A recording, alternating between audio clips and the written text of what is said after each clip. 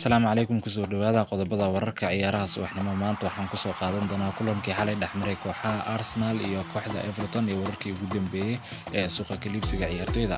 Kooxda Arsenal ayaa sii wada wacdaraha ay ka dhigayaan kulamada saaxiibtinimo ay isku diyaarinayaan xilli ciyaareedka cusub iyadoo laba eber ku garaacay kooxda Everton. Arteta ayaa shaxda kala hortagay kooxda Frank Lampard isagoo saddexda afka hore ka soo dhigay xidigaha Bukayo Saka, Gabriel Jesus iyo Gabriel Martinelli. Saka iyo Jesus ayaana shabaqa soo taabtay qaybtii hore ciyaarta iyadoo xidiga 45 milyan ku fadhiya Gabriel Jesus laga celin laayay shabaqa. Everton ayaa marar weerar ku qaaday laakiin waxay ku guuldareystay in ay tijaabiyaan golayaha kooxda Arsenal ee Matana kaasi oo ku hor ciyaaray taageerayaasha dalkiisa Mareykanka ee garoonka MT Bank Stadium ee magaalada Baltimore.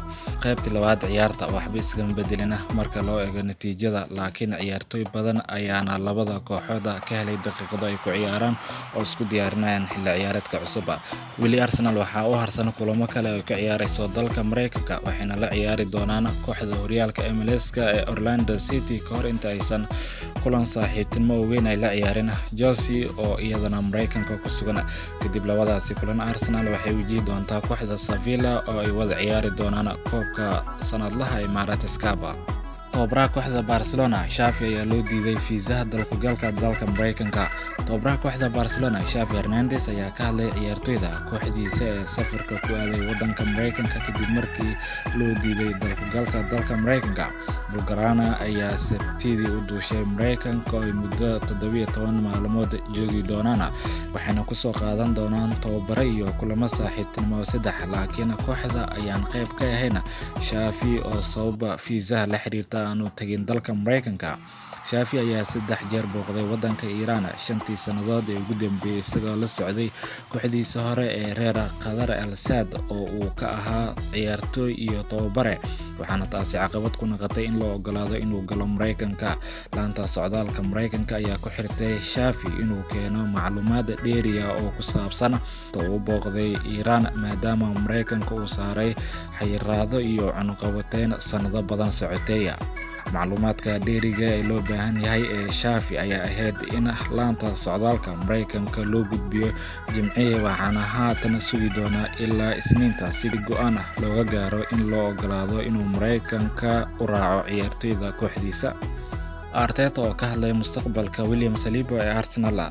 Tababaraha kooxda Arsenal Mikel Arteta ayaa go'aamiyay mustaqbalka William Saliba ee garoonka Emirates Stadium kadib markii la isla dhaxmaray maalmihii ugu dambeeyay inuu xidiga u baxayo. Saliba ayaa xilli ciyaareedkii hore amaah kula joogay kooxda reer France ee Marseille, laakiin waxa uu mar kale ku soo laabtay Emirates Stadium dhamaadka xilli ciyaareedkii hore. Waxayna saxaafadda dhawaan ay sheegeen in Saliba uu doonayo inuu isaga tago Arsenal maadaama uu doonayo inuu helo fursad dheeraad oo si joogto ah uga ciyaari karo kooxda Arsenal. Saliba wuxuu ku jiraa qorshaha, waan ku faraxsanahay inaan arko. Arteta ayaa sidaas yiri. Kubadda cagta damaanad qaada ma lahan, balse ciyaartoyda aan aragno in heerkooda uu wacan yahay waxay ciyaarayaan daqiiqado badan. William Saliba ayaa diiday in kooxda Arsenal uu heshiis cusub u saxiixo maadaama damaanad qaad fiican uusan ka haysan kooxda. Tababaraha PSG oo ka hadlay xiisaha Chelsea ay u qabtay saxiixa xidiga Kimpembe.